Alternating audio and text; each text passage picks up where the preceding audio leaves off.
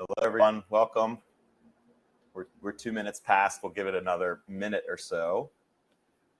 Maybe you guys can type in the chat where you're dialing in from.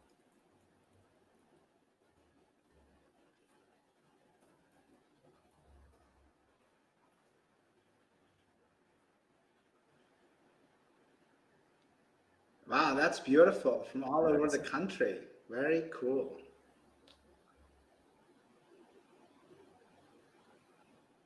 Where are you now? Ashish, you're in Denver, right? Yeah, in Boulder, Colorado. Close. It's closest city.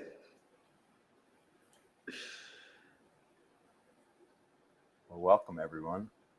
London, it's late. All right. I'm sure we'll have some more folks trickle in. Boulder, should have gone to Ashish's house to watch. Maybe we can get started here. This is a really special one for me. My name's Neil. I'm one of the co-founders for Beckley Retreats, and we're doing this series called Beckley Talks. For those of you that don't know, our founder, co-founder, and the executive director of the Beckley Foundation, Amanda Fielding, she's a real living legend and icon, and it's from the Beckley Foundation is where we get the namesake Beckley Retreats. And we're doing a series of talks around psychedelics and wellness and well-being and inviting in different leaders in that space. And tonight we have a really special guest. It's a friend of mine, a mentor of mine, a business partner of mine, a fellow meditator, and just a really amazing, good-hearted human being that's doing really good things in the world. His name's Ashish. He is a former now partner in the McKinsey Denver office. So it's pretty exciting for me to be able to talk with a McKinsey partner about psychedelics and well-being. That is encouraging for the times that are ahead. And he just wrote a really cool book that's called Hardwired for Happiness. And it gives like really good tools and kind of mental frameworks for how to approach positive well-being. And we're going to discuss his book a bit today. We'll talk about some of the practices that are in there, and then we'll talk a bit about psychedelics and meditation and why. Here's the book here. It's on Amazon. It's a bestseller, not shockingly. I've got 10 copies. And so we'll talk about psychedelics and meditation and why they're so complementary and arguably inextricably linked. So it is hopefully be a really fun and exciting discussion. Ashish and I were supposed to read all of these notes to prepare, and I can just tell you guys that we didn't, and we're just going to keep it real, and we're going to ask each other questions because it's just something that we're both really passionate about. So I don't think we'll have any problem filling the time. But, yeah, and Neil, and just inviting everybody, please, ask questions. We'll try and take them as much, right? This is as much about the conversation with you all as about Neil and I. So yes, please drop them in the chat. And then, the first 30 minutes will be us kind of doing some discussion. But if we see some questions come in and it's good timing, we'll take them. And if not, we'll leave the last 15 minutes specifically for questions. So with that, if we could get started, here is my dear friend Ashish. Hey Neil, first of all, thank you so much, my dear friend, to be on this amazing chat with you. And for helping me, share a bit around this message. I think we're on a very similar journey, right, towards healing the planet and towards raising consciousness. And so delighted to be able to speak to fellow brothers, sisters, who are on this path with us. So, as I get going, I'll give you a little bit of kind of the thesis behind the book and where this came from, right, for all those who are listening. So I'm going to actually start by inviting you to think about these 4 paradoxes that we're all living in today. And we don't think about them because, they're just a part of reality, right? So consider these 4 things. The first is what I call the paradox of prosperity. We are more prosperous as a generation than has ever lived before. Every one of us in the middle class, at least, has more than kings and queens of yesteryears. But are we more satisfied? The answer is a very clear no. Are we reducing the amount of consumption because we have so much? The answer is a definitive no. We are consuming at ever increasing rates. We are unhappier. Our life satisfaction is on the decline across the planet, right? And you start to question, well, why is that? The second is the paradox of health. So we are living longer than any generation before. In fact, through advances in medical science, we are almost living 17 years longer. But those 17 years that we have gained back, clawed back from death, are often filled with suffering. In the US, 60% of seniors are suffering from a chronic ailment. 80%, right, have at least a large, even two. So think about that. So we are literally, after having conquered the external world of things that killed us 100 years ago, typhoid, diphtheria, and tuberculosis, we're manufacturing our own. The top three things that kill us today are cancer, stroke, and heart disease. All three that we make. We are more connected than ever before. We use words like digital detox and unplugging to give our minds a break. Those words didn't exist 20 years ago, and yet we are more polarized and more lonely. Loneliness stats in the US alone went up to 60% over the last 2 years versus 48% several years ago. And then the last one is my favorite, right? With our brains, we have created these amazing technologies that allow us to be connected and allow us to do things faster than ever before, almost 90% faster. Whether it is taking money out of the bank, ordering food, ordering a car, booking travel, researching something, everything can be done so much faster. But yet, we are busier than ever before. Less people take vacations, and more of us, when we are on vacations, feel the need to check into work.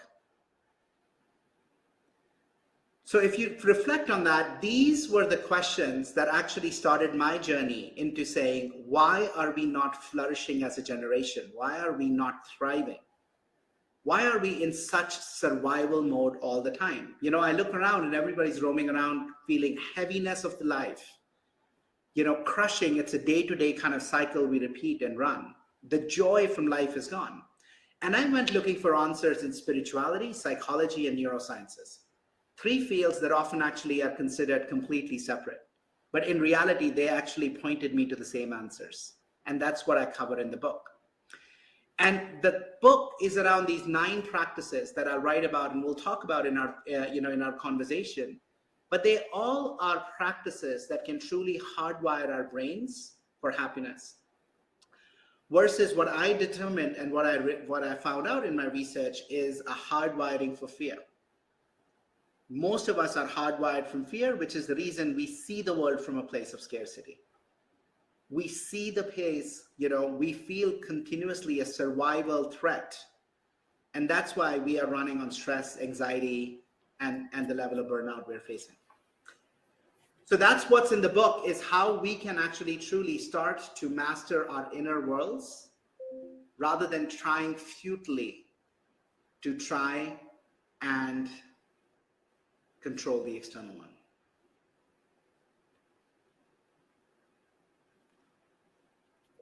Yeah, it's hard to, listen to those paradoxes and not be like, wow, this thing is really broken. Yeah. What are we doing?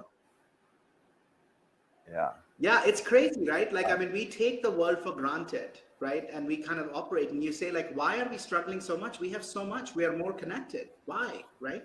And that's, by the way, but if you look at it, Neil, and this is the work that you're doing, right? That's amazing work with psychedelics. I mean, we are coming to it from the same place, which is at the core, our brains, right? Our brains have got wired where we are in constant survival mode.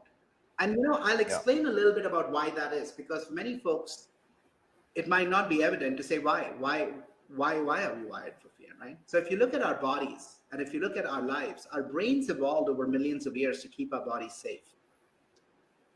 And they've kept us safe from a very specific threat. The threat was from predatory animals, right? From carnivores. We weren't the largest, we weren't the strongest. And so our ability to be able to spot danger and predict what was going to happen was crucial for survival. Our ancestors were really, really good.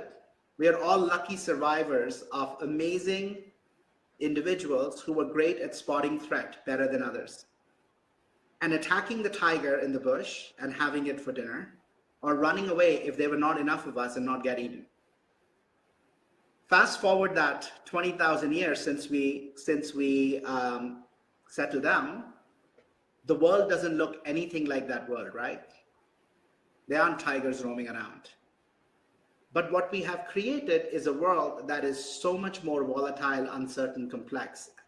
You know, a hurricane here, fires here, shooting here, a war here, inflation, uncertainty with economy, supply chain disruptions. We live in this world where we are constantly kind of struggling, yeah, because these come as threats. Yeah.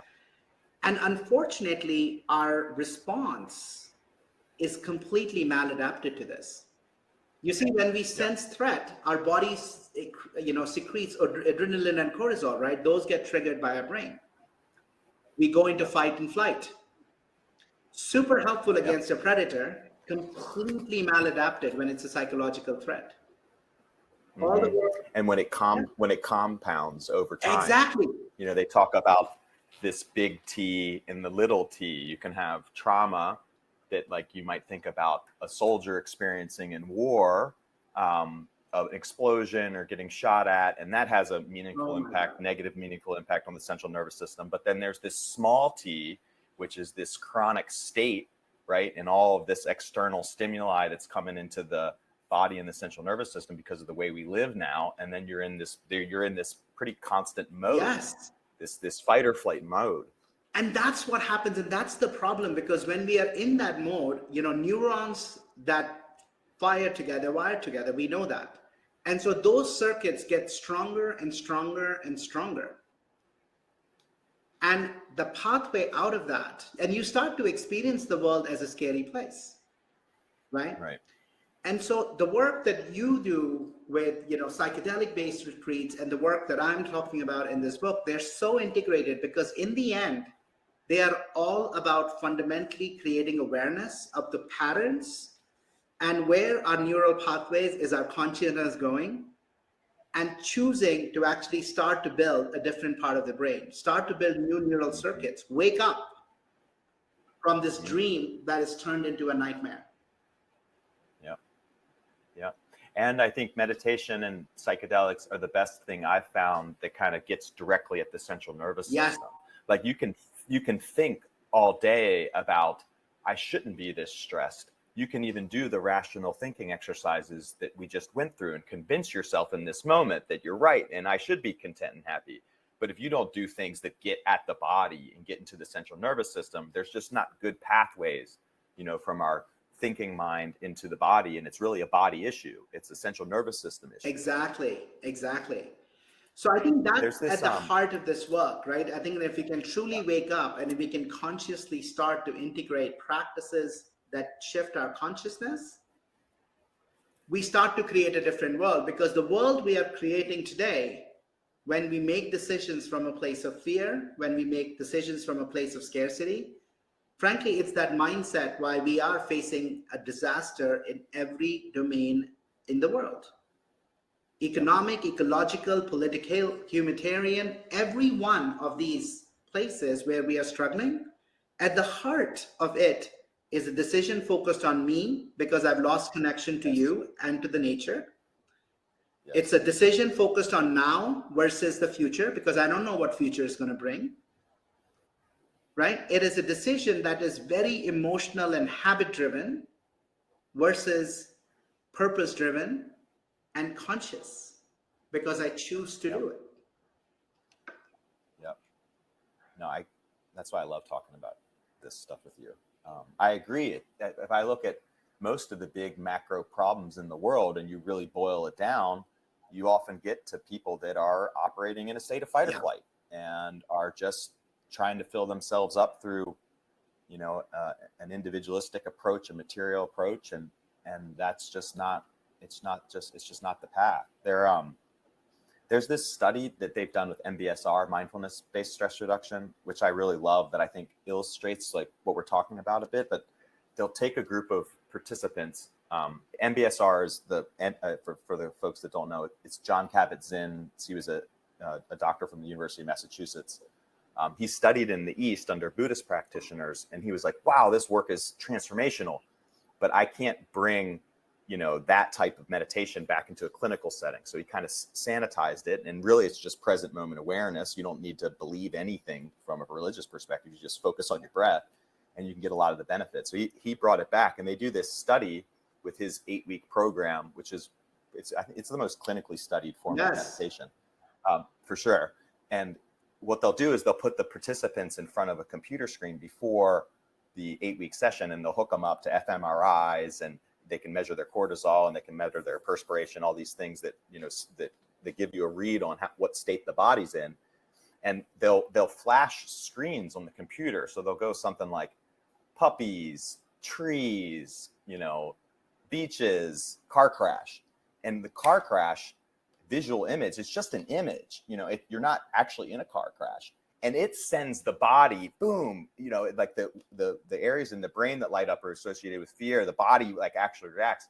So, and you can imagine that's just from a picture, and think about when we're reading the news all the time, and we're walking around a city and we're hearing the horns and all this stimulation that we get now, that is like, orders of magnitude more than we used to get. It's like we're putting us in this state. And then after the 8 weeks, they can take those same participants and they can put them in front of this computer screen, and they can show them this same series of images. And, it's cupcakes and rainbows, and then, some type of event that's stimulating. And the people's bodies won't respond as much. So like the areas in the brain that are associated with fear, they'll light up, but they won't explode like the people that were in this kind of state of fight or flight were. So it's like with meditation, and I think with psychedelics, is you can get the body into a more present state and out of the fight or flight. So then you have more resiliency, right? You can kind of like start fresh, and then you aren't constantly on this edge of like boiling over with the next little tiny piece of stimulus that comes into your body. Exactly, right. And fundamentally, like with that work, in fact, I love his definition, right? I love John Kabat-Zinn and his work, Neil. And I love his definition too, right? Of how he describes mindfulness. A lot of people think about mindfulness as meditation, but I love his definition, because with his definition, anything we do, this conversation can be a moment of mindfulness, because his definition is paying attention on purpose, on the present moment, without judgment. And it's the awareness that arises from that, right? So what's the awareness that arises by paying attention on purpose at the present moment without judgment? That's it. We can brush mindfully. We can eat mindfully. We can listen mindfully. We can drink a glass of water mindfully. And as we start, fundamentally, what we are doing is building the connections, strengthening the gray matter, the prefrontal cortex, right? We're strengthening the connections that are allowing us to stay in that moment, to constantly be able to see the world and not give in to the hijack that happens by the amygdala when we get triggered. It's beautiful, right? And we need it so much in the world in which we live today, because as you said, there is so much going on. And by the way, and it's especially not even conscious, because, almost 60-70% of what we're taking in is unconsciously. And our decisions and our habits are driving so much. So what a beautiful way to actually strengthen our ability to be in the moment.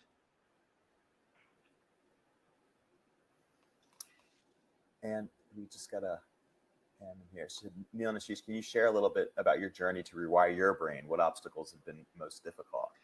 Yeah, so look, what obstacles have been, and a little bit about my journey. Yes, so for me, this journey started, in a very similar place. I'll tell you, I had, Neil, as you know, I was a partner at McKinsey. I'd grown up in India, and I had gotten to a place where I had checked off all the boxes that I picked up very early in my life that were going to help me be, that promised gold at the end of the success mountain. I was happily married. I had a lovely son. We lived in Boulder. I was a partner. I was making enough money. My clients were great. I loved the firm. The colleagues were awesome. I should have been high-fiving, right? And I was waking up every morning with bouts of anxiety. In fact, they were so bad some days that I needed to throw up. And I didn't know the reason why. There was nothing wrong anywhere outside. Nothing at all. And a lot of my friends said, you should go see a therapist. And I was like, what am I going to talk to the therapist about? I actually had no trauma in my childhood. And there is nothing that's worrying me about the future or where I am right now. So like, what are we going to have a conversation about? And I said, I don't think I need to look for answers outside. I need to look for answers within. And that's what started my journey around these fields that I described. And look, here is what I found. So I'll share this with you, that hopefully these resonate and they are helpful to you. In my research, these were the 9 practices that I found, which were secular by their nature, and they were in every wisdom tradition. So they were in all wisdom traditions that ever existed, right? They're in Buddhism, they're in Yoga Sutras, they're in Stoicism, they're in Taoism. They're at the heart of the teachings in the Bible and the Quran. They're secular. What's beautiful about these is the last 20 years, science has caught up. Every one of these is based on proof from positive psychology and from neurosciences that they can actually fundamentally rewire our brains for happiness. We literally build new circuits.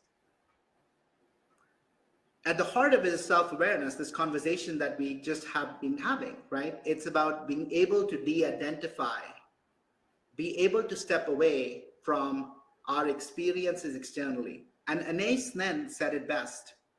Becoming aware that the world we see is not the way the world is, but it is more about how we are. So we see the world as we are, not as the world is. If we wake up to that, so much of our suffering actually goes away. Because we start to shift and create our worlds rather than hold ourselves as victims. We can stop being defined by the past and what's happened to us. We can start to create the future by actually taking agency. You know, we talked about mindfulness, Neil, but the other practice, and I know this is a big part of your practices too, the other practice that really, really helped me when I was struggling was the practice of gratitude. Studies done by Dr. Seligman around early 2000s, the father of positive psychology. This is how potent this practice is.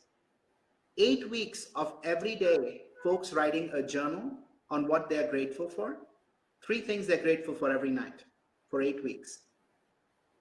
The left to right activations in our brain actually shift. We can study it. We start to experience the world differently. Even those who were the most depressed in that study experienced almost 30% more positive emotions in 8 weeks with an intervention that is less than 5 minutes. Thinking about what we are grateful for. So that was a big practice that helped me. Mindfulness was a big part of my journey. I studied mindfulness under teachers like Sadhguru, who's an Indian mystic, with Sri Ravi Shankar, which is closer to his art of living teaching, has been studied by Emma Seppala as having significant effects. So I think these are, these are some of the pieces that help me, and hopefully they are helpful to the folks who are listening. Thank you for sharing. Yeah, I think meditation, has been definitely one of the most meaningful practices that I've developed. And that's why I love in your framework, it's at the center, it's foundational. Sometimes I think it gets lumped in with other practices. And I think it does need to be separated out, because through that, you can do all of the other things, I think, more intentionally. And Yeah, and I guess my story was, for those that don't know, I was in the service and then got Yes. out. My central nervous system was just like worn out, and I had tried quite a few different traditional approaches, SSRIs, anti-anxiety medications, sleeping pills, and none of that really worked. And then meditation was pretty much the first thing that it was hard. I can remember for the first time having awareness and trying to keep my mind on the breath and count to 2, and my mind jumping away just so quickly. And I was in that mode for a long time. And then, yeah, I mean, psilocybin has been really helpful too. I feel like it can shorten the timeline of meditation, where I think it could take decades sometimes for people to develop and get out of that fight or flight. Yes. Psilocybin, psychedelics, when used in the right way, can make it a much shorter timeline. So you can kind of accelerate that, which is super powerful. And it's so beautiful because, if you think about mindfulness and psilocybin-based therapies, I think there is a real powerful way that these can integrate and continue allow us to kind of go forward, right? Both accelerate our journey towards this de-identification, but more importantly, keep us on the path so that post-retreat, we integrate these into our lives and continue evolving and getting, more as we engage in other practices. Yeah, absolutely. And if to me, the psychedelics are really just a tool. I think at the end of the day, what we're really hoping to get people to do is not need any consciousness altering substances, and just rely on these like practices like you're presenting, like mindfulness practice, being in community, having ritual around caring, right? Spending time in nature. It's just the psychedelics, sometimes we need a bit of a wake up, and it can really kind of, get our attention. And then from like a neuroscience perspective, what it looks like it's doing is it puts the brain in a bit more of a malleable state.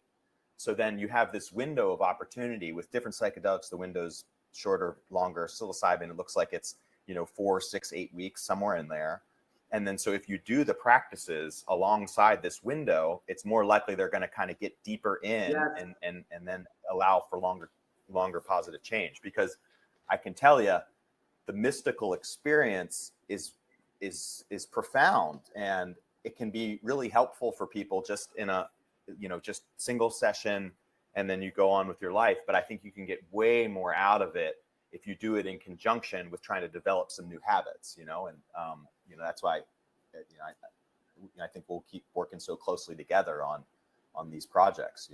Yeah, and I love this notion, right? Because at the end, there's a question on how does this connect to mindfulness? I think at the heart of it is, look, what you are doing is disrupting the pattern of where the brain waves and the thinking goes. It's a bit like if you think about water that goes down a mountain, it goes down pathways where water has gone before. If for a moment we can actually start the water to go a different way because you block, right? You really open up more channels, new pathways can form. And that's, I think, Neil, what you're talking about is, there are these windows which the brain is more malleable. You've started carving out, even though there might be little new streams, as more and more water goes and we practice mindfulness, especially post-retreat, into those practices, you will strengthen those. Yep. And that's how we can shift. Yeah. And if you look at a lot of the indigenous use of these plants, they were meditating before, after, during, right? You can get some comfort in knowing that it's part of tradition too. It's they're inextricably linked to me. They complement each other. They support each other. Yeah, that's so beautiful. I was having a conversation with somebody the other day, and we were having a conversation we were talking about psilocybin, we were talking about ayahuasca, and they're like, yeah, these are all new age, right? That was the word this person used. And I said, actually, it's not true. They're not new age. These are the most ancient rituals that have actually existed. We are just discovering it now. Doesn't mean it's new age. And rediscovering, learning how to use them the right way. Yeah. When I got to spend a good amount of time these last couple years in Mexico and in Sayulita, and the local indigenous people there are called the Huichol, and they've been using, plant medicine for millennia, and they're really beautiful. They're really beautiful people. They're like very kind, and they're very close to nature, so they're not as anxious as your average American. They're super good-hearted folks, and some of the folks I got to meet down there, they were laughing about it. They were like, "Oh, we knew you guys would finally come back around. Like, we're not going to hold it against you. It's just like, welcome back. You forgot for a while how to act." And but yeah, it's there's a lot of tradition out there that we can learn from, and we should. Should we get some questions? I think it's time for questions, right? Yeah.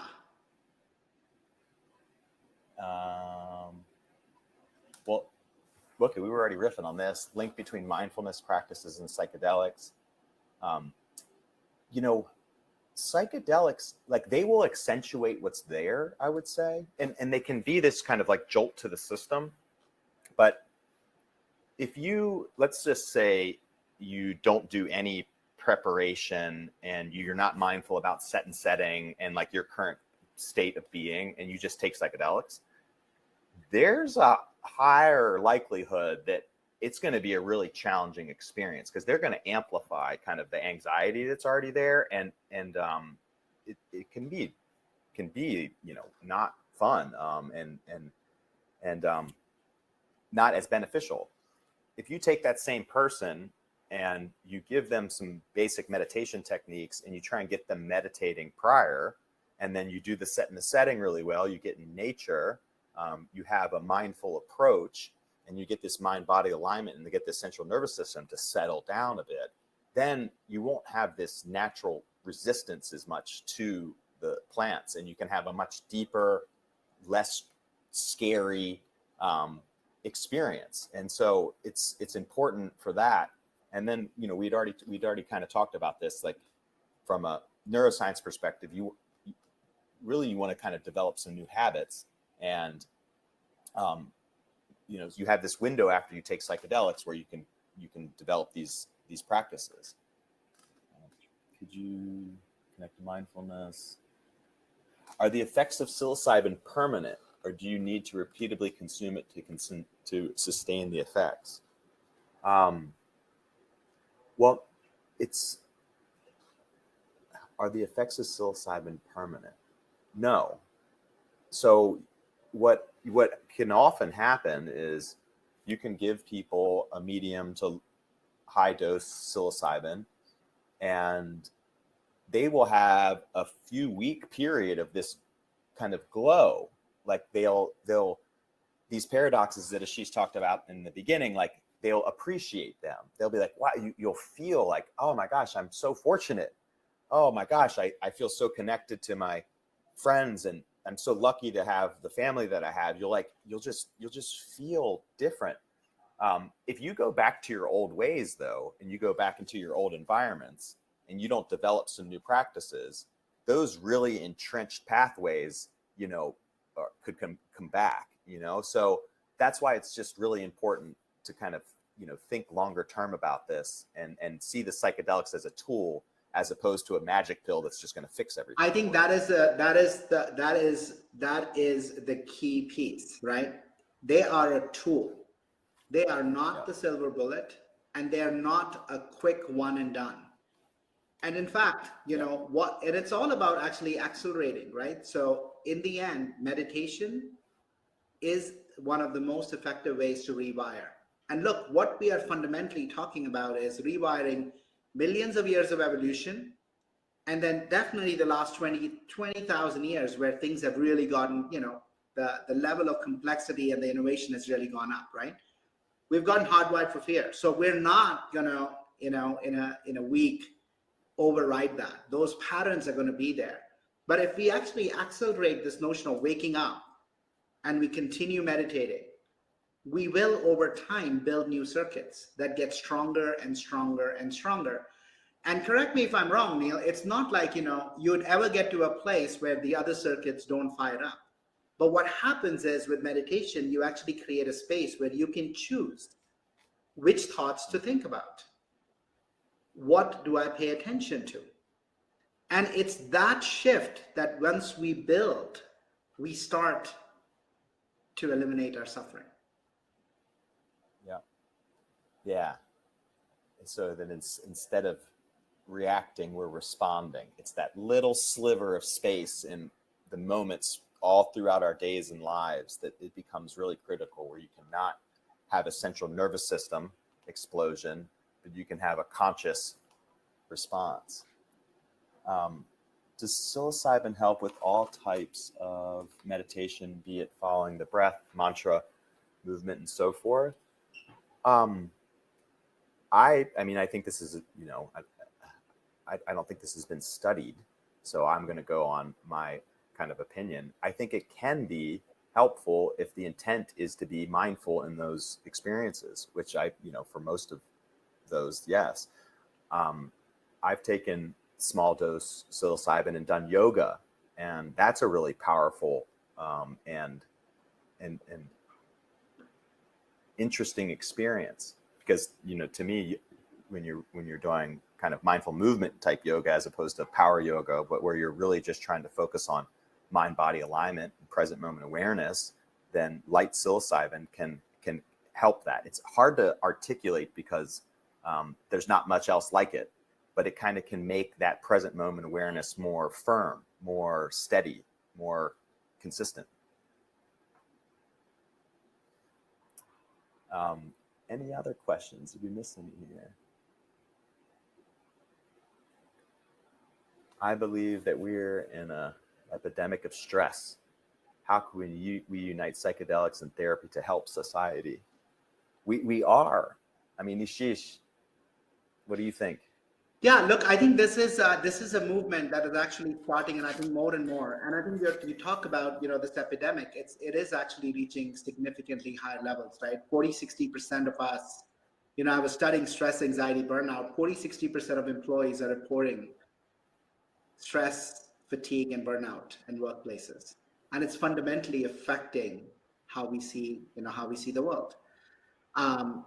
And it is time to actually make a difference. And I think more and more people are, right? There's a reason why we are starting to see the rise, both around meditation, around these practices that can really start to shift our attention, truly hardwire us for happiness.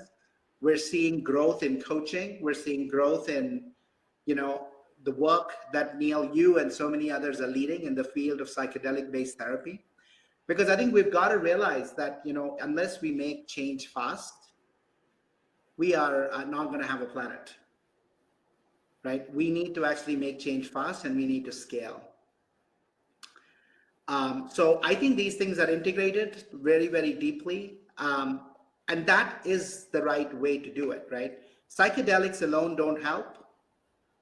Therapy alone is pure. Like if you look at cognitive behavioral therapy, it's all cognition, it's all thinking. But like if you're not fundamentally affecting and bringing your body and your mind deeply into that and dissolving it, it can take a much longer time.